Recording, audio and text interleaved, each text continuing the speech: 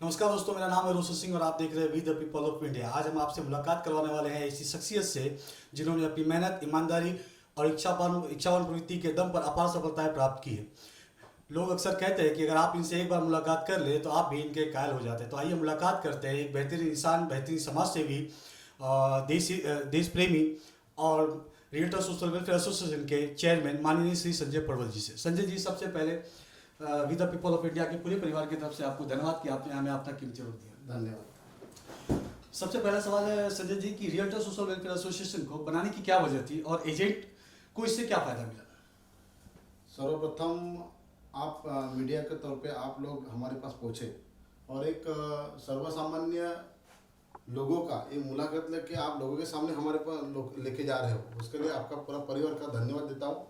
और आपने जो क्वेश्चन पूछा है कि रियल्टर सोशल वेलफेयर एसोसिएशन बनाने की क्या उम्मीद थी या क्या ज़रूरत थी और क्या उससे फ़ायदा एजेंट भाई लोग को हुआ, बहुत अच्छा क्वेश्चन है। कि वसई विरार शहर महानगर पालिका का क्षेत्र में और पालघर डिस्ट्रिक्ट के क्षेत्र में बहुत सारे अनधिकृत बांधकाम हो रहे हैं और उसके अंदर हमारे जो अधिकृत रियल्टर ब्रोकर्स है, जो प्रॉपर्टी कंसल्टेंट है, वो सही तरीके से मार्गदर्शन करना चाहिए। अपने जो बॉम्बे से या जिधर से भी लोग यहाँ पे जो बैठ रहे हैं, प्रॉपर्टी ले रहे हैं, उनको एक सही मार्गदर्शन होना चाहिए। इसके लिए एक संगठन की जरूरत है और जो अधिकृत मेंबर्स है वसई तालुका के अंदर या पालघर डिस्ट्रिक्ट के अंदर, तो सारे लोगों को इकट्ठा करके रियल्टर सोशल वेलफेयर एसोसिएशन ने बहुत अच्छी तरह से अपना समाज के प्रति बहुत ज़बरदस्त सा योगदान दिया हुआ है। और रियल्टर सोशल वेलफेयर एसोसिएशन के सारे मेंबर्स ये खुद के ऑफिस लेके बैठे हुए सारे रेरा रजिस्टर्स हैं और रेरा के माध्यम का अनुसार उन लोग काम करें और जो जो प्रोफेशनल बिल्डर्स हैं उनके साथ काम करें। बल्कि लोड बेरिंग का जो काम होता है यहाँ पे वसई विरार महानगर क्षेत्र में, वहाँ पे अपने लोग कभी डील नहीं करते, ना अनधिकृत काम के लिए वो प्रोत्साहन देते हैं। संगठन बांधने से बहुत सारे संगठन यहाँ पे वसई विरार में है, लेकिन बहुत सारे संगठन अपने अपने हिसाब से काम करते हैं। लोगों को न्याय देने प्रति कोई संगठन काम करे तो रियल्टर सोशल वेलफेयर एसोसिएशन ये संगठन बहुत अच्छी तरह से काम कर रहे हैं। उनके लिए पालघर डिस्ट्रिक्ट के अंदर अपनी जो बोर्ड कमेटी है, वो बोर्ड कमेटी बहुत अच्छी तरह से उनको सपोर्ट कर रहे हैं। विभागीय कमेटी है, हर सेशन वाइज अपन कमेटी बना के रखी है। तो अपने अपने रियल्टर बांधव अपने अपने फैमिली मेम्बर्स संभाल के पूरे परिवार को योगदान अच्छी तरह से दे रहे हैं। और एसोसिएशन में जुड़ने से सारे रियल्टर ब्रोकर बहुत खुशी में अपना बिजनेस कर रहे हैं। किधर उनका भी पैसा किधर अटक गया तो अपना संगठन के माध्यम से पैसा दिया जाता है। प्यार मोहब्बत से सारा यहाँ पे लोग अच्छी तरह से वर्क कर रहे हैं। हर बिल्डर को अपना एक प्रोफाइल चला गया है। रियल्टर ब्रोकर प्रॉपर्टी कंसल्टेंट क्या होता है कि हमें लोगों को एक अच्छी सर्विस देना है, घर बसाना है। हम लोग कभी हमारे कमीशन के पीछे दौड़ते नहीं है। हमारा काम है कि बॉम्बे से जो पब्लिक यहाँ पे आ रहा है उनको ये लोड बेरिंग क्या चीज़ है, अनधिकृत क्या चीज़ है, वो कुछ भी पता नहीं है। उनको ये मालूम है कि यहाँ पे 10 लाख में 1 BHK मिल रहा है, लेकिन यहाँ पे अच्छे अच्छे प्रोफेशनल जो बिल्डर है वो 40 लाख में भी 1 BHK बेच रहा है, 25 लाख में बेच रहा है। तो उन लोग का जो डिफरेंस है वो भी हमारा काम बनता है लोगों को समझाना। कि लोग यहाँ पे बहुत सारे आते हैं, मेरे पास भी बहुत सारे लोग मिलते हैं, तो बोलते सर इधर बाजू में अच्छा प्रॉपर्टी बना हुआ है, वो 12 लाख में मिल रहा है 1 BHK और आप तो यहाँ पे नाला सुपना बैठ के 25 लाख में बेच रहे हो। तो वो समझाने का काम हमारा रहता है कि लीगल क्या है और इनलीगल क्या है। तो उन लोग समझते हैं और लीगल पे अच्छी तरह से प्रॉपर्टी वो लेते हैं। वो जो वहाँ उनका जो गलत पैसा इन्वेस्ट करने का जो जगह रहता है वो हमारे से मिलने से उनका ये सही जगह पे इन्वेस्टमेंट होता है और सही तरीके से हमारे ब्रोकर भाई जितने भी पालघर डिस्ट्रिक्ट के अंदर है वो अच्छी तरह से उनका इन्वेस्टमेंट भी किया जाता है। उनको पहला घर लेने का जो सपना रहता है वो सपना साकार करने के लिए हमारे ऊपर एक जिम्मेदारी पूरा समाज बांधव ने लोगों ने दिया है, विश्वास रखा हुआ है। आज पालघर डिस्ट्रिक्ट के अंदर रियल्टर्स सोशल वेलफेयर एसोसिएशन के जितने भी हमारे 450 से 500 मेंबर्स हैं, हर एक ब्रोकर्स एसोसिएशन का नियमों से लोगों को एक अच्छा घर बसाने का पूरा अच्छी तरह से काम कर रहे हैं और संगठन का बहुत अच्छा तरह से उनको फायदा हो रहा है। आज भी सब जगह रियल्टर सोशल वेलफेयर एसोसिएशन के मेंबरशिप लेने के लिए बहुत सारे ब्रोकर लोग लाइन पे खड़े हैं। उनको तुरंत हम लोग देते नहीं कि खुद का ऑफिस होना चाहिए, खुद का घर होना चाहिए, दोनों में से कोई भी एक चीज़ होना चाहिए। और दूसरी बात, आपको ज्वाइंट होना है तो कम से कम 3 से 4 ब्रोकर लोग आपको अच्छी तरह से जानना चाहिए, उनकी पहचान होनी चाहिए, जिससे वसई विरार शहर के अंदर बहुत सारे लोगों की 4-4, 5-5 लाख रुपए ठगी करके लोग भागते हैं। वो चीज़ अभी नहीं हो रहा है, ना होने देंगे। जो भी है बॉम्बे के अंदर जितने भी वसई विरार शहर के अंदर प्रॉपर्टी लेने के लिए जितने भी लोग आ रहे हैं, अपना घर खुद का बसाने के लिए आ रहे हैं, उनको कभी भी रियल्टर सोशल वेलफेयर एसोसिएशन उनके ऊपर कभी अन्याय नहीं होने देंगे। इस तरह से आपके माध्यम से सारे लोगों को अपन सूचित करता है कि वसई विरार शहर और पालघर डिस्ट्रिक्ट के अंदर कहीं भी प्रॉपर्टी ले लीजिए, हमारी पूरी संस्था के सारे मेंबर्स आपके लिए सही तरीके से सही घर दिलाने के लिए, सही रास्ता दिखाने के लिए हम यहाँ पे बैठे हुए हैं। रियल्टर सोशल वेलफेयर एसोसिएशन में एक शब्द आता है सोशल, तो रियल्टर सोशल वेलफेयर एसोसिएशन समाज के लिए क्या क्या कार्य करती है? सर बहुत अच्छे तरह से क्वेश्चन आपने पूछा है। समाज के प्रति हर एक इंसान का अपना एक योगदान रहता है। वही नाम के अंदर रियल्टर्स सोशल वेलफेयर एसोसिएशन है, तो सोशल हर महीने में किसी कोई हमारा मेंबर्स को हम लोग ने सिखा गया कि आपका बर्थडे है तो केक काटने से ज़्यादा लोगों को हेल्प ऐसा किया जाएगा।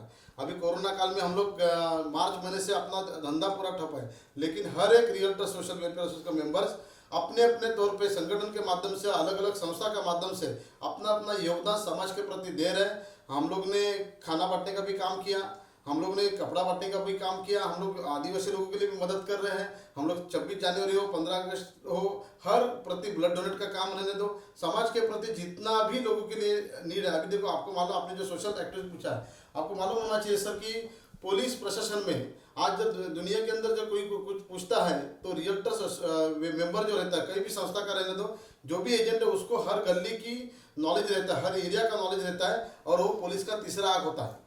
आपको कोई भी चीज़ चाहिए तो पुलिस को हेल्प करने वाले, समाज के प्रति हेल्प करने वाले एजेंट लोग जो रहते हैं, वो प्रॉपर्टी कंसल्टेंट होते हैं, प्रॉपर्टी गाइड्स करने वाले लोग होते हैं, सलाहकार होते हैं। उनको पूरा एरिया के बारे में नॉलेज रहता है, हर बिल्डिंग में क्या होता है, एरिया में क्या होता है, वो सारी चीज़ें उन्हीं को मालूम होती है। और सोशल एक्टिविटी अच्छी तरह से हम लोग सारे मेंबर्स एसोसिएशन अच्छी तरह से काम कर रहे हैं। रियल्टर सोशल वेलफेयर एसोसिएशन काफी मतलब समाज के लिए भी अच्छा काम करती है। मैं ये जानना चाहता हूँ कि लॉकडाउन में रियल्टर सोशल वेलफेयर एसोसिएशन ने लोगों की या समाज की किस तरीके से मदद की?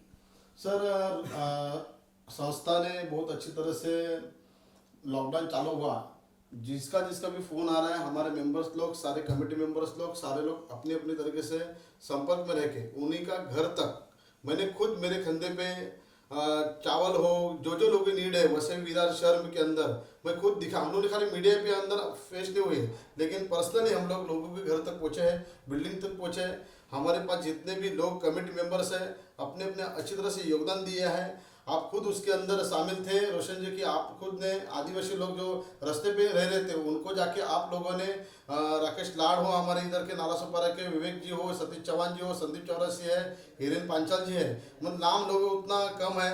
पालघर बोईसर के अंदर सिराज खान है, सोलंकी है, स्नेहा मैडम है, अलका मैडम है, सारे उधर की कमेटी ने अच्छी तरह से योगदान देके हाईवे तक जो जो गरीब जिसकी ज़रूरत है उन लोगों तक अपने खाना पीना बांटने का काम किया है। जो जिसको कपड़े की ज़रूरत है उसे कपड़ा भी दे दिया है, और किसी को पैसा चाहिए तो पैसा भी हम लोग ने वहाँ तक पहुँचाने का पूरा कोशिश किया।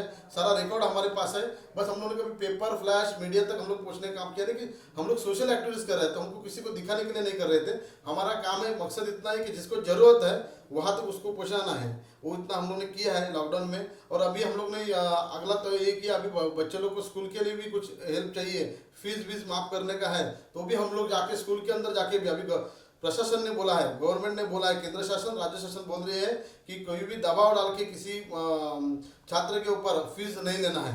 तो मैं इस माध्यम से बताना चाहता हूँ कि रियल्टर सोशल वेलफेयर एसोसिएशन ये संस्था, और मैं खुद संस्थापक चेयरमैन, ये आह्वान करता पालघर डिस्ट्रिक्ट के अंदर किधर भी किसी के छात्र को ऐसा फीस लिया जाता है और ऑनलाइन पढ़ाई बंद कर रहे हैं, स्कूल में एंट्री नहीं है, तो हमारे पास प्लीज़ कांटेक्ट कर दीजिए। हम लोग उसी के लिए भी छात्र लोग को अच्छी तरह से मार्गदर्शन करने के लिए और फीस माफ करने के लिए पालघर डिस्ट्रिक्ट के अंदर हमारी संस्था और हम पूरा परिवार आपके साथ में रहेगा। ये भी हमारी एक सोशल एक्टिविटी लॉकडाउन और लॉकडाउन खत्म होने के बाद भी चालू रहेगा, जारी रहेगा। संजय जी, ये तो रही रियल्टर सोशल वेलफेयर एसोसिएशन की बात। अब मैं कुछ आपके बारे में पर्सनल जानना चाहता हूँ कि आपका बचपन कैसे बीता, आपकी स्कूली शिक्षा का हुई, आपने कॉलेज से कहाँ पढ़ाई किया, आपके गांव का नाम क्या है, और वहाँ से लेके अब तक का जो सफ़र रहा है वो कैसा रहा है, और आसान तो नहीं रहा होगा, जरा उसके बारे में कुछ बताइए। सर मेरा नाम संजय पडोल है, मैं कोली समाज से बिलोंग करता हूँ। हमारा अखिल दाबोलखड़ी भोई समाज बहुत बड़े अच्छी तरह से दाबोलखड़ी रत्नागिरी डिस्ट्रिक्ट के अंदर गुहागर, चिपलोन और खेड़ और दापोली, ये 4 तालुके के अंदर हमारे एक वाशिष्ठ खाड़ी है, वहाँ से बिलोंग करती है। कोयना से जो वहाँ पे पूरा रिवर है, वहाँ के अंदर हम लोग मछली पकड़ने वाला समाज था, वही समाज है हमारा। और उस समाज के प्रति मैं बचपन से, मतलब 6 साल से मेरी माँ और पिताजी के साथ मछली पकड़ के बड़ा हुआ। 10वीं तक मेरा गांव में पढ़ाई हुई। स्कूल का नाम भी बताइए। मेरा स्कूल का नाम पेवे नंबर 1, मैं प्राथमिक माध्यमिक शाला जो बोलते हैं ना, उसमें पेवे नंबर 1 स्कूल में पढ़ा। उसके बाद स्कूल मेरा तवली न्यू इंग्लिश स्कूल तवली, अभी जूनियर कॉलेज वहाँ पे हुआ है। उसके बाद मिनी ITI तड़ी, वहाँ पे मैंने इलेक्ट्रिशियन ITI का डिप्लोमा किया।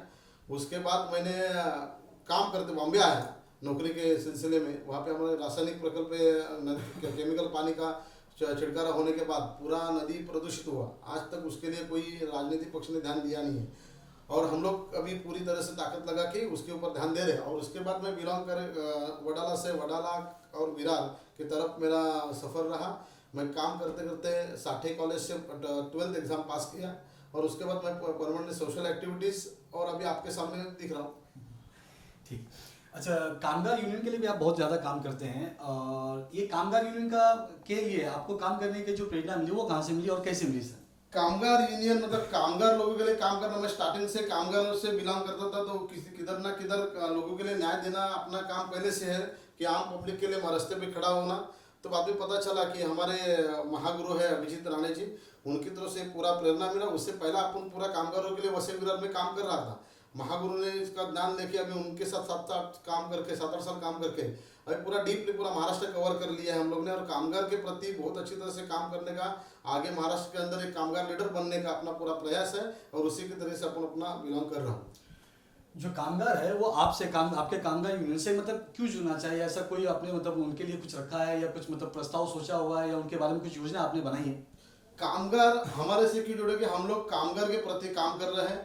हम जिस पूरी कामगार के प्रति काम कर रहे हैं, कामगार के लिए शासन प्रशासन से बहुत सारे स्कीमें हैं, बहुत सारे प्रोविडेंट फंड है, ESIC है। कामगार के प्रति बहुत सारे अपन काम करने मतलब न्याय उनके ऊपर जो अन्याय होता है, तो उनके लिए पूरा प्रयास किया है कि पूरा 100% उनके लिए दे, और कामगार के प्रति कामगार को न्याय मिलना चाहिए। बहुत सारे ऐसे यूनियंस हैं, बहुत जगह अलग अलग जगह पे अपने यूनियन लगाए हैं। हर 100% हम लोग कामगार को न्याय दिलाने का पूरा 100% काम किया। ऐसा एक भी कामगार नहीं होगा कि जो हमारे खिलाफ बात करे। अच्छी तरह से हम लोग कामगारों के न्याय देने का, पूरा पालघर डिस्ट्रिक्ट हो, पूरा महाराष्ट्र हो, हर होटल इंडस्ट्री में अपना पूरा अच्छी तरह से अपन काम कर रहे हैं। जो बांधकाम कामगार रहते हैं उनके ऊपर अभी आपने सोचा यहाँ पे नालासोपारा में ऐसा ही हादसा हुआ था। एक कामगार छठे माले से नीचे गिरा था। कॉन्ट्रैक्टर और बिल्डर पूरा हेवी हुए थे, और अपना रिद्धि विनायक हॉस्पिटल के अंदर एक केस चल रहा था। उस कामगार को बिल पेड करने का 9.5 लाख का बिल पेड करने का पूरा प्रयास हम लोग अपना यूनियन ने किया।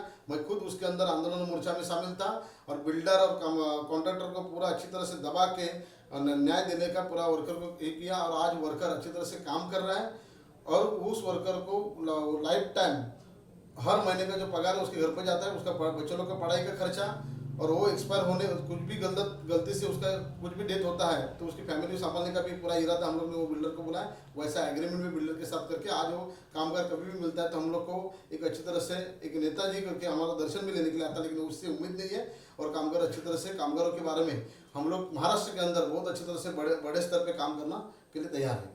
तो आपने देखा कि जितने भी कामगार लोग हैं, मैं चाहता हूँ कि वो आपसे आके मुलाकात करें, और कुछ रियल्टर सोशल वेलफेयर एसोसिएशन और कामगार से हटके आज की जो राजनीतिक परिस्थिति है इसके बारे में आपका क्या सोचना है? अभी कैसा है, मैं पूरा टोटली सामाजिक कार्यकर्ता के रूप में समाज के अंदर योगदान दे रहा हूँ। राजनीतिक परिस्थितियाँ पॉलिटिक्स की सब राजनीति के हिसाब से चलते रहेगी ऐसी। उसके बारे में क्या, अभी जो सत्ताधारी पक्ष है वो अपने अपना अच्छी तरह से काम कर रहे हैं, जो विरोध करते हैं उनका काम रहता है विरोध करने का, वो सबसे चलते रहेगा। ज़्यादा बात नहीं करना चाहूँगा इस बारे के सिलसिले के बारे में, कि सब जहाँ अपने अपने स्थिति में अच्छी तरह से काम कर रहे हैं। वैसे विरार शहर के अंदर एक ही विकास पुरुष है, वो अपनी तरह से विकास काम कर रहा है। विरोध का काम है विरोध करना, और काम अपना इलाके का काम अच्छी तरह से करके लेना। क्या संजय पडवाल को हम लोग कभी चुनाव में देखेंगे? हाँ जरूर देखेंगे। इसके लिए मेरे को खुद की तैयारी करनी पड़ेगी। जब मैं खड़ा रहने की आपने बोला उम्मीद है, हाँ 100% उम्मीद क्यों नहीं। हर एक इंसान अपना अभी महानगर पालिका का चुनाव है, तो चुनाव के लिए हर एक वार्ड के अंदर बहुत अच्छी तरह से 10-10, 15-15 कैंडिडेट खड़े हैं।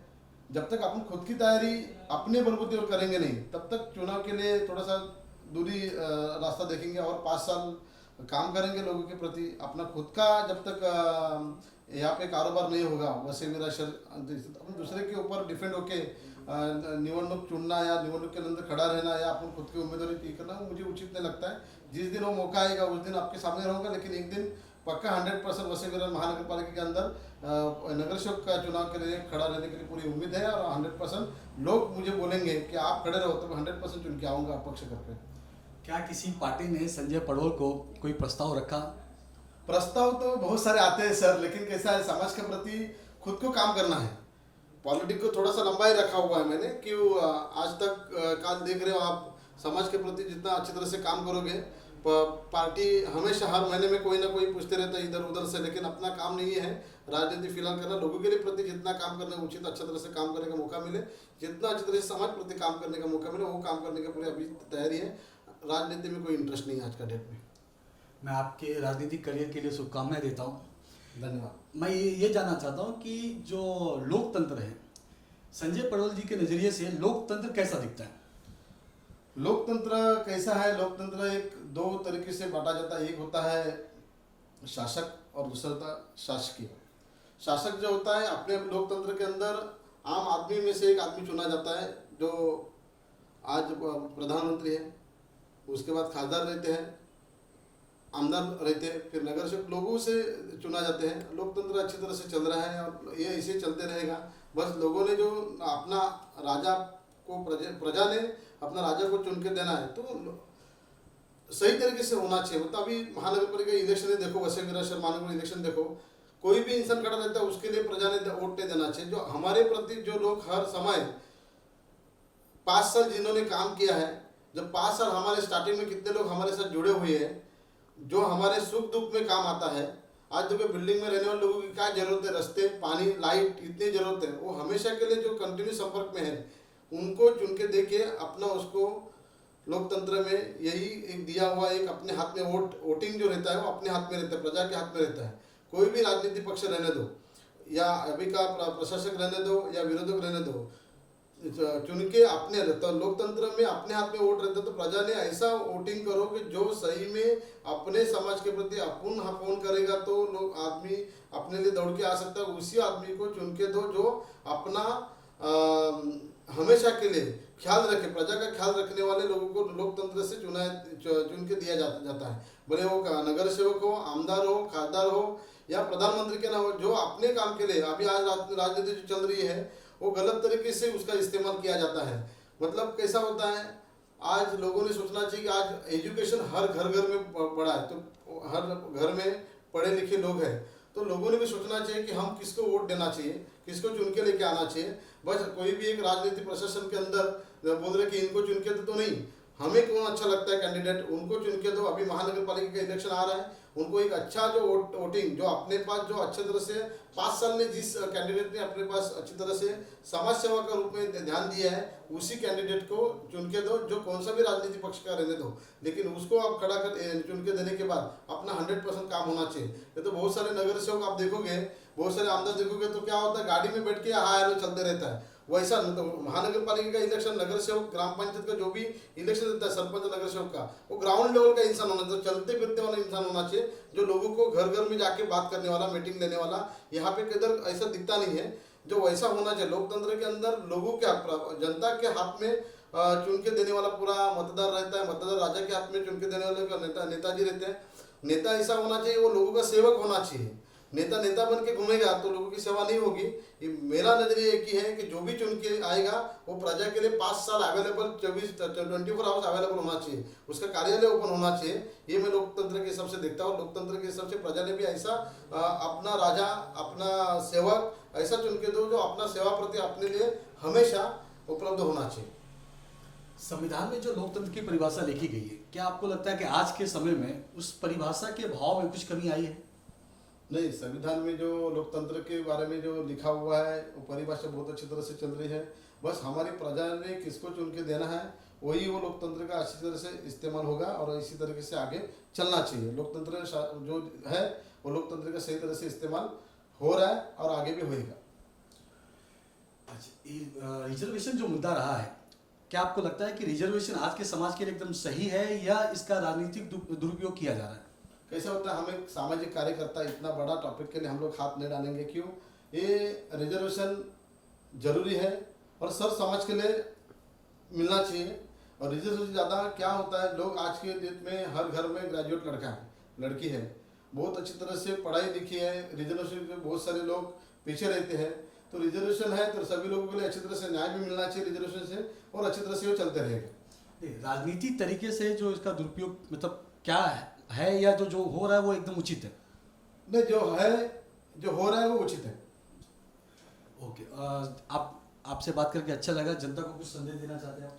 जनता को यही संदेश देना चाहता हूँ कि आप लोगों ने अच्छी तरह से एक मुलाकात लेने का प्रोग्राम किया, एक सामाजिक कार्यकर्ता को आगे लाने के आपका मीडिया के माध्यम से हो रहा है और बहुत अच्छी तरह से हो रहा है। और ऐसे ही हमारे जैसे पीड़ित, हमारे जैसे जो लोग आजकल के समाज के प्रति कुछ ना कुछ करना चाहते हैं, उनको आपके माध्यम से आगे लाने का जो आपका कोशिश है, मतलब छोटे लोगों को ऊपर लाने की जो कोशिश है, वो बहुत अच्छी तरह से ऐसे आप हर एरिया में जाइए। हमारे जैसे बहुत सारे समाज सेवक हैं, उनको लोगों के तक पहुंचाने का जो आपने इरादा उठाया है वो बहुत अच्छा तरह से आप, और हर घर घर तक आपका मीडिया पहुंचना चाहिए।